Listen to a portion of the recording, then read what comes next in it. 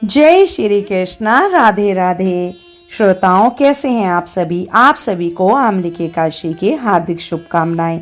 आज फागुन मास के शुक्ल पक्ष की एकादशी तिथि है और इस एकादशी को आमलिकी एकादशी के नाम से जाना जाता है। कुछ स्थानों पर इसे रंग भरी एकादशी भी कहते हैं। तो आज मैं आप सभी को सुना रही हूँ आमलिकी एकादशी की बड़ी ही दुर्लभ कथा। इन कथाओं को सुनने से मनुष्य के सभी पाप और संकट कट जाते हैं तथा समस्त मनोकामनाओं की पूर्ति होती है। तो आप लोग बड़ा ही श्रद्धा और प्रसन्न चित्त मन से इन कथाओं को पूरा अवश्य सुनिए। तो आइए भगवान श्री लक्ष्मी नारायण जी के चरणों का ध्यान करते हुए इस कथा को सुनते हैं। भगवान श्री कृष्ण के श्री मुख से विजय एकादशी की कथा एवं महात्म्य सुनकर युधिष्ठिर बोले कि हे मधुसूदन, आपके श्री मुख से फागुन मास के कृष्ण पक्ष को आने वाली विजय एकादशी का महात्म्य और कथा सुनकर मैं तृप्त हो गया हूँ और अब मैं फागुन मास के शुक्ल पक्ष को आने वाली एकादशी तिथि के बारे में जानने को उत्सुक हूँ। अतः हे मधुसूदन, इस एकादशी को किस नाम से जाना जाता है? इस एकादशी व्रत का क्या विधि है, क्या विधान है? इस व्रत में हमें किस भगवान की पूजा करनी चाहिए? इस एकादशी व्रत के फलस्वरूप हमें किस पुण्य फल की प्राप्ति होती है? मुझसे विस्तार पूर्वक कहिए। युधिष्ठिर की बात सुनकर भगवान श्री कृष्ण बोले कि हे राजन, फागुन मास के शुक्ल पक्ष को आने वाली एकादशी को आमलकी एकादशी के नाम से जाना जाता है और इस एकादशी व्रत के प्रभाव से समस्त पापों का नाश होता है। इस एकादशी को करने पर प्राप्त होने वाला पुण्य फल 1000 गोदान के समान है। हे राजन, अब मैं आपको आमलिकी एकादशी की व्रत की कथा सुनाने जा रहा हूँ, जो ऋषि वशिष्ठ ने राजा मानदाता को सुनाई थी। इस कथा को ध्यानपूर्वक सुनना।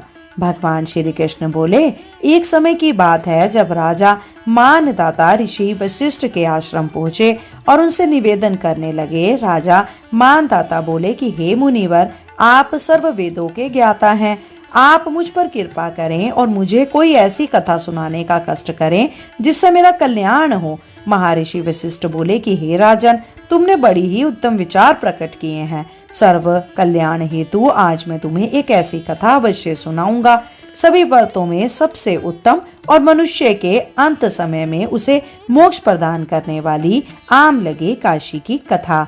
अतः इस कथा को बड़ी ही श्रद्धा पूर्वक सुनना। एक समय की बात है, वैदेश नामक एक नगर हुआ करता था, जहाँ ब्राह्मण, क्षत्रिय, वैश्य तथा शूद्र आदि सभी वर्ण के लोग बड़े ही आनंद से अपना जीवन निर्वाह किया करते थे। वहाँ सदैव वेद ध्वनि गूंजा करती थी और इस नगर में पापी, दुराचारी और नास्तिक कोई भी नहीं था। उस खुशहाल नगर में चेतरथ नामक चंद्रवंशी राजा राज्य किया करता था। राजा अत्यंत विद्वान और गुणी था। नगर में कोई भी व्यक्ति दरिद्र और कंजूस नहीं था। सभी नगरवासी परम विष्णु भक्त और अबला वृद्ध, स्त्री पुरुष सभी एकादशी का व्रत किया करते थे। एक दिन फागुन माह के शुक्ल पक्ष की आमलिकी एकादशी का पर्व आया। उस दिन सभी प्रजाजनों ने हर्षपूर्वक इस व्रत का अनुष्ठान किया। राजा अपने प्रजाजनों संग नगर के एक मंदिर में जाकर पूर्ण कुंभ की स्थापना करते हुए प्रभु को धूप, दीप, नैवेद्य, पंचरत्न आदि से दात्री आंवले का पूजन करने लगे और इस प्रकार स्तुति करने लगे कि पूज्य धात्री, आप परम ब्रह्म स्वरूप हो, स्वयं ब्रह्मा जी द्वारा उत्पन्न हुए और सर्व पापों का नाश करने वाले हो। आपको मैं कोटि कोटि वंदन करता हूँ। अब आप मेरा अर्घ स्वीकार करें। आप स्वयं श्री रामचंद्र जी द्वारा पूजनीय हो। मैं आपकी स्तुति करता हूँ, अतः आप मेरे सभी अवगुणों का नाश करो। भगवान धात्री की स्तुति के साथ ही सभी ने उस रात्रि जागरण भी किया। रात्रि के समय वहाँ एक बहेलिया आया। वह अत्यंत पापी और अधर्मी था। वह अपने परिवार का भरण पोषण जीव हत्या करके किया करता था। उस समय भूख प्यास से अति व्याकुल वह बहेलिया मंदिर में सो गया। उस समय भूख प्यास से अति व्याकुल वह बहेलिया मंदिर में हो रहे जागरण को देखने मंदिर के कोने में जाकर बैठ गया और भगवान श्री हरि की एकादशी कथा का महात्म्य सुनने लगा। इस तरह वहां उपस्थित अन्य नगरजनों की भांति उसने भी पूरी रात्रि जागरण करते हुए बिता दी। प्रातःकाल होने पर सभी नगरवासी अपने घर को चले गए और वह बहेलिया भी अपने घर को चला गया। घर जाकर उस बहेलिये ने भोजन किया और कुछ समय पश्चात उस बहेलिये की मृत्यु हो गई। परंतु आमलिका एकादशी व्रत के कारण उसने अगले जन्म में राजा विदुरथ के घर जन्म लिया और वह वसुरथ के नाम से जाना गया। आगे जाकर युवा होने पर वह चतुरंगिनी सेना और धन धान्य से परिपूर्ण होकर 10,000 ग्रामों का पालन करने लगा।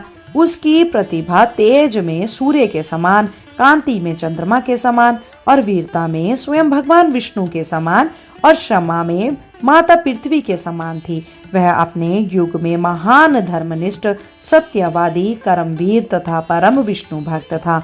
वह अपनी प्रजा का समान भाव से पालन करता था। वह परम दानवीर था और दान देना उसका नित्य कर्म भी था। एक दिन राजा आखेट करने हेतु जंगल में गया। देव योग के कारण वह मार्ग भूल गया और दिशा की अज्ञानता के कारण वह एक वृक्ष के तले जाकर सो गया। कुछ ही देर बाद पहाड़ी डाकू वहां आ गए।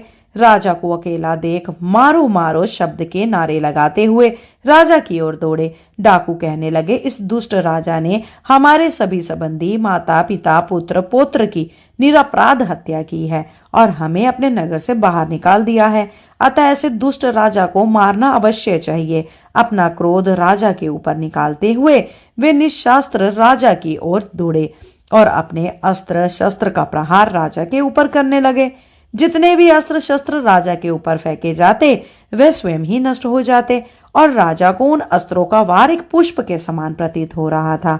अब उन डाकुओं द्वारा फेंके जाने वाले अस्त्र और शस्त्र उल्टा उन्हीं को क्षति पहुंचाने लगे और क्षति के मारे वह स्वयं ही मूर्छित होकर नीचे गिरने लगे। उसी पल राजा के शरीर से एक दिव्य प्रकाश उत्पन्न हुआ और उसमें से एक बहुत ही तेजवान स्त्री का आगमन हुआ। वह स्त्री सुंदर अवश्य थी, किंतु उसकी भ्रिकुटी टेढ़ी थी। उसके नेत्रों से एक भयावह अग्नि की ज्वाला प्रकट हो रही थी। वह दूसरे काल के समान दिख रही थी। राजा पर प्रहार हो रहा देख वह उन डाकुओं का संहार करने उनके पीछे दौड़ी और कुछ ही समय में उसने सभी डाकुओं का संहार कर दिया।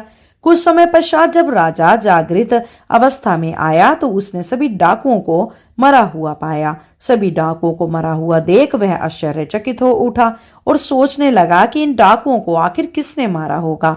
इन निर्जन वन में ऐसा कौन है जो मेरा हितोषी है, जिसने मेरे प्राणों की रक्षा की, जिसने मेरे प्राणों को बचाया।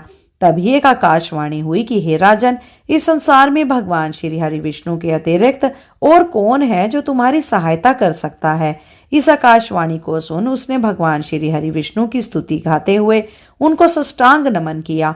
अब राजा पुनः अपने राज्य को गया और सुखपूर्वक राज्य करने लगा। अंत में महर्षि वशिष्ठ बोले कि हे राजन, यह आम्ल की एकादशी का प्रभाव था। इस एकादशी का व्रत करने वाला हर मनुष्य अपने सभी कार्यों में निश्चित रूप से सफलता प्राप्त करता है और अपने अंत समय में विष्णु लोक को प्राप्त होते हैं। एक बार प्रेम से बोलिए श्री लक्ष्मी नारायण भगवान की जय। आइए श्रोताओं, अब तुलसी माता की कथा को सुनते हैं।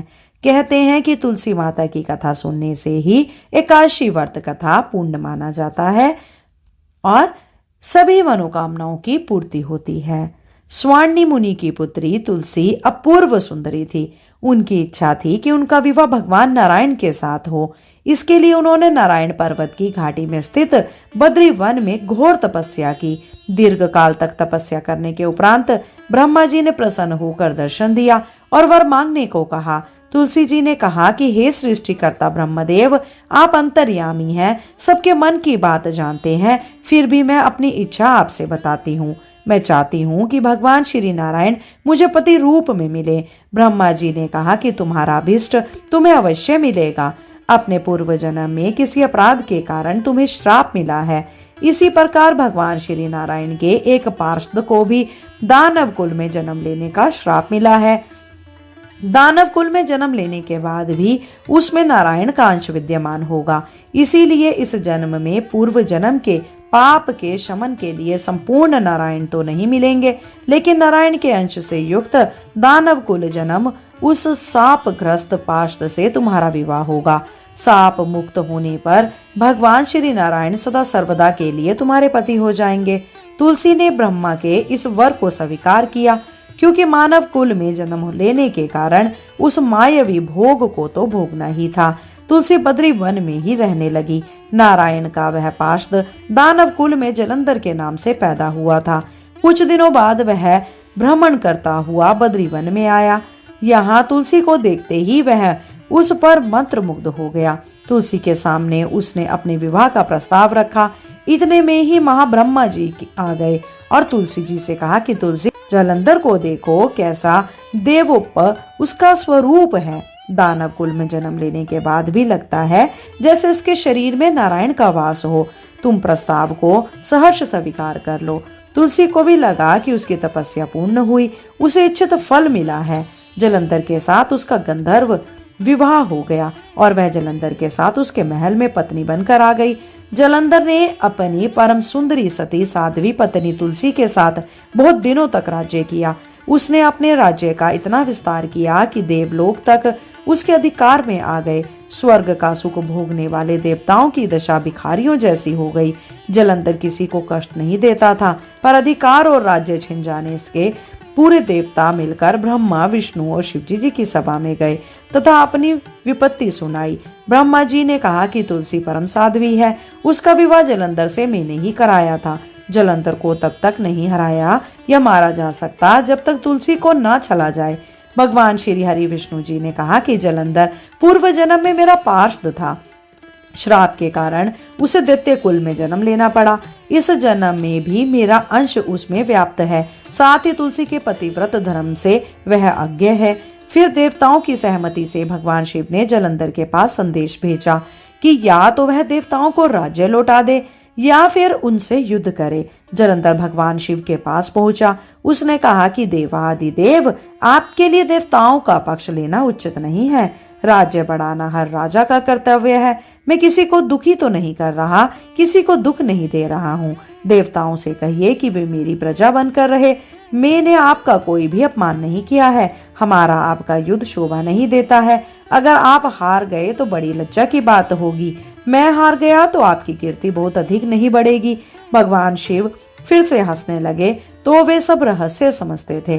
तुलसी और जलंधर के पूर्व जन्म के श्राप की अवधि लगभग पूरी हो चुकी थी। फिर शंकर जी बोले, इसमें कीर्ति और लज्जा की बात नहीं है।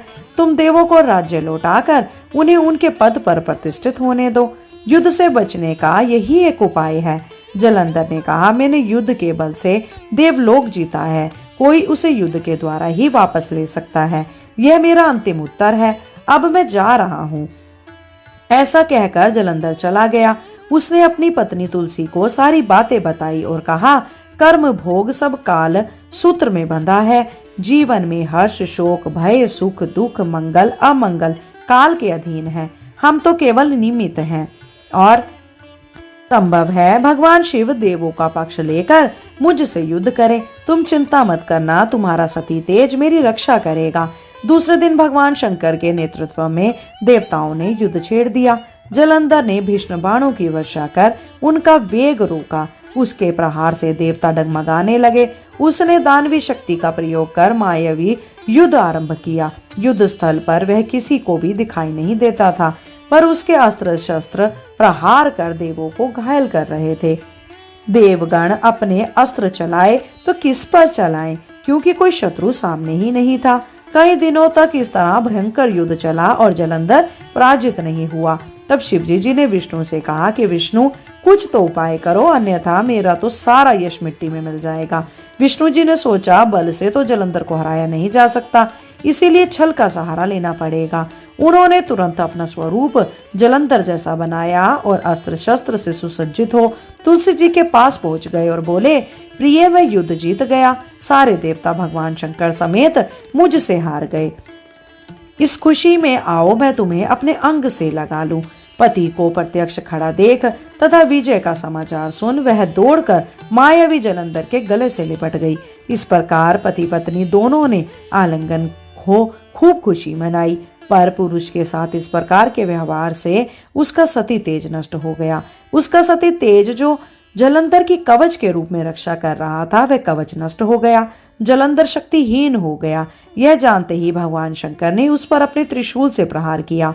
त्रिशूल के लगते ही जलंधर जलकर भस्म हो गया। जलंधर के मरने को जानकर भगवान विष्णु अपने असली रूप में आ गए। सामने अपने पति जलंधर के स्थान पर भगवान विष्णु को खड़ा देख तुलसी बहुत विस्मित हुई। उसको पता लग गया कि स्वयं नारायण ने उसके साथ छल किया है। क्रोध में आकर तुलसी जी ने श्राप दिया और भगवान विष्णु से कहने लगी, एक सती स्त्री का अस्तित्व भंग करने के अपराध में तुम हृदयहीन पत्थर हो जाओ। विष्णु जी ने तुलसी जी के श्राप को शिरोधार्य कर कहा कि हे देवी, तुम्हारे तथा जलंधर के कल्याण के लिए मुझे ऐसा करना पड़ा। तुम दोनों को श्राप मुक्त करना था। तुम भी अब अपना शरीर त्याग कर तुलसी विरप के रूप में जन्म लोगी और मेरी पूजा तुलसी दल से होगी। मैं शालिग्राम पत्थर बनूंगा। मेरे शीश पर तुम आदर से विराजमान होगी। तुम्हारे पति की हड्डियों के चूर्ण से शंख की उत्पत्ति होगी। उस शंख ध्वनि से देवताओं तथा मेरी पूजा आराधना होगी। जहाँ शंख ध्वनि होगी वहाँ मंगल से मैं विराजमान रहूंगा। तुमने पूर्व जन्म में बद्री वन में मुझे पाने के लिए बड़ी तपस्या की थी। अब अगले जन्म में मैं नारायण के रूप में बद्रीनाथ वन में स्थापित होऊंगा और मेरी पूजा अर्चना फल फूल से ना होकर तुम्हारी तुलसी दल से होगी। मेरे शीश पर विराजमान होकर तुम मुझसे भी ऊंचा पद प्राप्त करोगी। बोलिए श्री लक्ष्मी नारायण भगवान की जय। बोलिए श्री तुलसा जी और शालिग्राम भगवान की जय। श्रोताओं, आइए अब सुनते हैं एकादशी माता की कथा। एक बूढ़ी माँ ने एक बार एकादशी का व्रत रखा। बड़ा ही भाव भक्ति से पूजा अर्चना की। उन्हें वृद्धावस्था में क्या बाधा थी। वे तो अपने पुत्र पत्रों की सुख सुविधा के लिए व्रत रखने लगी थी। वे दिन भर तो जरा कठोर बन करके अपनी प्यास को रोक रही। दिन में पूजा पाठ किया, कथा सुनी और पंडित जी को मिट्टी के पात्र में भरकर पानी तथा ऋतुफल दान में दिए। दोना भर भर के भूरा शक्कर वितरण किया। उन्हें गर्मी के कारण बहुत बेचैनी हो रही थी। इस कारण से बड़ी देर तक पानी में पड़ी रही और पानी के कुल्ला करती रही। अपना मुख बार बार धोती रही। तब कहीं थोड़ा बहुत धैर्य बंध पाया। धूप तो तेज पड़ ही रही थी। इस कारण बार बार मुख सूख रहा था। बूढ़ी माँ बहुत बेचैन हो रही थी, क्योंकि एक तो बुढ़ापा और दूसरे यह भयंकर गर्मी। वृद्धावस्था की स्थिति तो कुछ दूसरी ही प्रकार की होती है। जैसे जैसे रोधो के दिन कट गया, अब पहाड़ सी रात सामने थी। उसका कटना बड़ा ही कठिन दिखाई दे रहा था। खटिया पर पड़े बुढ़िया माई को शांति नहीं मिल रही थी और वे बार बार करवट बदल रही थी। अनेक बार वे बाहर जाती और भीतर आती। उन्हें घर के अंदर शांति नहीं थी। वे पड़ी पड़ी एकादशी माता का स्मरण करती रही। वे कहती रही कि हे एकादशी माता, आप मेरी लाज रखिएगा। आप ही मुझे शक्ति दीजिएगा, जिससे मैं भली भांति आपका व्रत कर सकूं और यह पहाड़ जैसी रात शांतिपूर्वक व्यतीत हो सके। प्यास के कारण बूढ़ी माँ की बेचैनी तो बढ़ ही रही थी। उन्होंने धैर्य रखने का बहुत प्रयास किया, किंतु सहन क्षमता की सीमा टूट गई और वे घबरा कर एकदम चिल्ला पड़ी। बोली कि बचाओ बचाओ। अम्मा का चिल्लाना सुनकर परिवार भर के नर नारी, बच्चे और पड़ोसी एकत्रित होकर बूढ़ी अम्मा की खटिया के समीप पहुंच गए। सबने पूछा कि अम्मा जी, आपको क्या हुआ? आप क्यों चिल्ला रही हैं? आप इस वृद्धावस्था में यह कठिन व्रत क्यों कर रही हैं? अम्मा जी, शक्ति से ही भक्ति होती है। थोड़ी ही देर में वे फिर से बोली कि अरे, हमारे तो प्राण ही निकले जा रहे हैं। मेरी छाती पर ठंडे पानी का घड़ा रख दीजिए। नातियों ने दादी की छाती पर ठंडे पानी का पात्र रख दिया। तब कहीं जाकर उन्हें थोड़ा बहुत आराम मिला और थोड़ी देर के लिए उन्होंने अपनी आंखें बंद कर ली। एकादशी माता ने सोचा कि यह बूढ़ी अम्मा तो बहुत कठोर है, जरा जाकर उसकी परीक्षा लेना चाहिए। वे आधी रात को मुर्गा बनकर टेर लगाने लगी। मुर्गा की आवाज सुनकर दादी जल्दी से उठी और बाहर जाकर आसमान की ओर देखा, किंतु आसमान में कहीं उन्हें प्रातःकालीन तारा दिखाई नहीं दिया। वे सोचने लगी कि ये मुर्गा क्यों और कैसे बोल गया। उन्हें प्यास तो लगी रही थी, थोड़ा बहुत उनका मन भी विचलित होने लगा था, किंतु अंत में उन्होंने दृढ़ निश्चय किया कि मैं अब व्रत को पूर्ण करके ही छोड़ूंगी, चाहे भले ही मेरे प्राण निकल जाएं। यह सोचकर फिर वे खटिया पर शिथिल होकर लेट गई। थोड़ी ही देर में काशी माता ने उनकी फिर से परीक्षा लेनी चाहिए। एक छोटी सी बालिका एक गिलास में शरबत लेकर उनके सिरहाने खड़ी हो गई और जोर से बोली कि दादी जी सवेरा हो गया, आप हाथ मुंह धोकर शरबत पी लीजिए। पहले तो शरबत का गिलास देखकर उनका मन ललचाने लगा, किंतु अचानक व्रत का स्मरण हो आया और उन्होंने सोचा कि मैं किसी भी प्रकार से अभी शरबत नहीं पी सकती हूँ, और वे शांति पूर्वक अपनी खटिया पर लेट गई। फिर थोड़ी ही देर में उन्हें ऐसा लगा जैसे किसी ने उन्हें पानी के कुएं में पटक दिया हो। वे बड़ी देर तक उस कुएं में हाथ पैर चलाती रही, किंतु उन्होंने अपने मुख में पानी की एक बूंद भी नहीं जाने दी और वे दृढ़ता पूर्वक अपने व्रत का पालन करती रही। थोड़ी ही देर में ना जाने कहां से सामने आग जलने लगी, जिससे भरी गर्मी बढ़ने लगी और प्यास के कारण प्राण निकलने लगे, किंतु बूढ़ी अम्मा का कुछ भी नहीं बिगाड़ पाया। वे जहां के तहां मुस्कुराती हुई सी बैठ गई और थोड़ी ही देर में बाहर प्रकाश दिखाई देने लगा। ऐसा लगा कि जैसे सवेरा हो गया हो। बूढ़ी अम्मा ने जब बाहर निकलकर देखा तो समझ गई कि अभी सवेरा होने में 3-4 घंटे की देरी है। यह जानकर वे शांति पूर्वक इधर उधर घूमने फिरने लगी।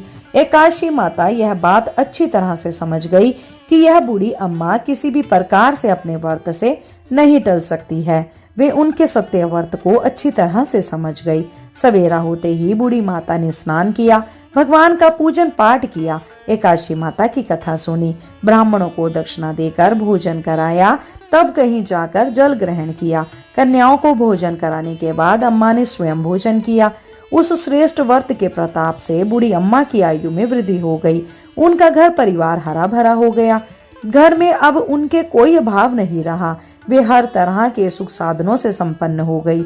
नाती नातिन से उनका घर भर गया और वे उसी दिन से 12 महीने की एकादशी का व्रत करने लगी। एकादशी माता के व्रत के प्रताप से इस संसार में हर प्रकार के सुख भोग कर अंत में बैकुंठ धाम को चली गई। जैसे एकादशी माता ने बूढ़ी माता और उनके परिवार को हरा भरा किया, ऐसे ही एकादशी माता हम सभी की मनोकामनाओं को पूर्ण करना।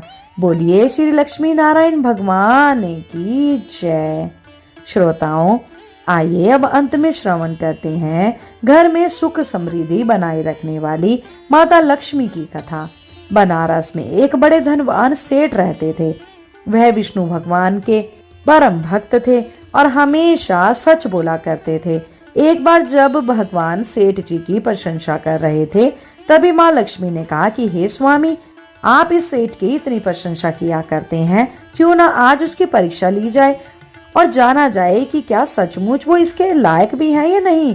भगवान बोले, ठीक है, अभी सेठ गहरी निंद्रा में है, आप उसके स्वप्न में जाएं और उसकी परीक्षा ले लें।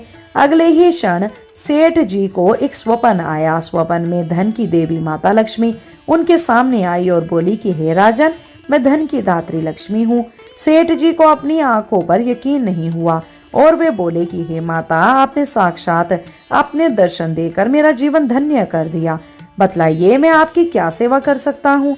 देवी लक्ष्मी ने कहा कि कुछ नहीं राजन, मैं तो बस इतना बताने आई हूँ कि मेरा स्वभाव चंचल है और वर्षों से तुम्हारे भवन में निवास करते करते मैं ऊब चुकी हूँ, इसीलिए यहाँ से जा रही हूँ। सेठ जी बोले, मेरा आपसे निवेदन है कि आप यहीं रहें, किंतु अगर आपको यहाँ अच्छा नहीं लग रहा है तो मैं भला आपको कैसे रोक सकता हूँ। सेठ ने कहा कि हे माँ, आप अपनी इच्छा अनुसार जहाँ चाहे जा सकती हैं। तत्पश्चात देवी लक्ष्मी उसके घर से चली गई। थोड़ी देर बाद माता लक्ष्मी रूप बदलकर पुनः सेठ के स्वप्न में यश के रूप में आई और बोली, सेठ, मुझे पहचान रहे हो कि मैं कौन हूँ। सेठ ने कहा, नहीं महोदय, मैंने आपको नहीं पहचाना। यश ने बोला कि मैं यश हूँ और मैं ही तेरी कीर्ति और प्रसिद्धि का कारण हूँ, लेकिन अब मैं तुम्हारे साथ नहीं रहना चाहता क्योंकि माँ लक्ष्मी यहाँ से चली गई हैं, इसीलिए मेरा भी यहाँ कोई काम नहीं है। सेठ ने बोला, ठीक है, यदि आप भी जाना चाहते हैं तो वही सही। सेठ भी अभी से स्वप्न में ही थे और उन्होंने देखा कि वह दरिद्र हो गए और धीरे धीरे उनके सारे रिश्तेदार और मित्र सभी उनसे दूर हो गए। यहाँ तक कि जो लोग उनका गुणगान किया करते थे वो भी अब बुराई करने लगे।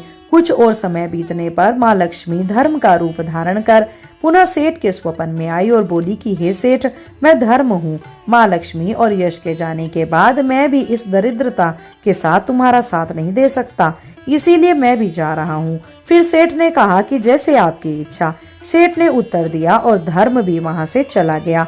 कुछ और समय बीत जाने पर माँ लक्ष्मी सत्य के रूप में स्वप्न में प्रकट हुई और बोली कि हे सेठ, मैं सत्य हूँ। लक्ष्मी, यश और धर्म के जाने के बाद अब मैं भी यहाँ से जाना चाहता हूँ। ऐसा सुनकर सेठ जी ने तुरंत सत्य के पांव पकड़ लिए और बोले, महाराज, मैं आपको नहीं जाने दूंगा।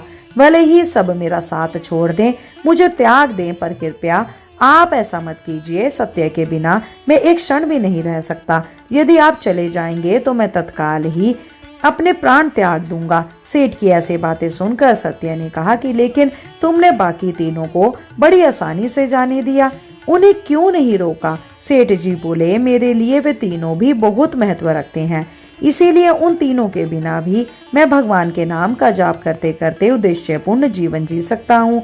परंतु यदि आप चले गए तो मेरे जीवन में झूठ प्रवेश कर जाएगा और मेरी वाणी अशुद्ध हो जाएगी।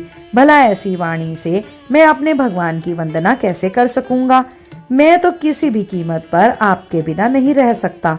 सेठ जी का उत्तर सुन सत्य प्रसन्न हो गया और उसने कहा कि तुम्हारी अटूट भक्ति ने मुझे यहाँ रुकने पर विवश कर दिया और अब मैं यहाँ से कभी नहीं जाऊंगा। ऐसा कहते हुए सत्य अंतर्ध्यान हो गया। सेठ जी अभी भी निद्रा में ही थे। थोड़ी देर बाद स्वप्न में धर्म वापस आ गया और बोला, मैं अब तुम्हारे पास ही रहूंगा क्योंकि यहाँ सत्य का निवास है। फिर क्या था, सेठ जी ने प्रसन्नता पूर्वक धर्म का स्वागत किया। उसके तुरंत बाद यश भी लौट आया और बोला कि हे सेठ, यहाँ सत्य और धर्म है, वहाँ यश स्वयं ही आ जाता है, इसीलिए अब मैं भी तुम्हारे साथ ही रहूंगा। सेठ जी ने यश की भी आव भक्त की और अंत में माँ लक्ष्मी आई। उन्हें देखते ही सेठ जी भी नतमस्तक होकर बोले कि हे देवी, क्या आप भी पुनः मुझ पर कृपा करेंगी? देवी लक्ष्मी ने कहा, अवश्य राजन, जहाँ सत्य, धर्म और यश हो वहाँ मेरा वास निश्चित है। यह सुनते ही सेठ जी की नींद खुल गई। उन्हें यह सब स्वप्न लगा, परंतु वास्तविकता में वह एक कड़ी परीक्षा से उत्तीर्ण होकर निकले थे। हमें भी हमेशा याद रखना चाहिए कि जहाँ सत्य का निवास होता है वहाँ यश, धर्म और देवी लक्ष्मी का वास स्वयं ही हो जाता है। सत्य है तो सिद्धि, प्रसिद्धि और समृद्धि है। बोलिए जय श्री कृष्णा, राधे राधे। श्रोताओं, अगर आपको ये वीडियो पसंद आई हो तो कृपया करके हमारे चैनल को सब्सक्राइब करें और अगर आपको कथा में आनंद आया हो तो अपने मित्रगणों और परिवारजनों में यह वीडियो अवश्य शेयर कीजिएगा। आज के लिए इतना ही। शीघ्र मिलते हैं नई वीडियो और नई जानकारी के साथ। जब तक के लिए जय श्री कृष्णा, राधे राधे।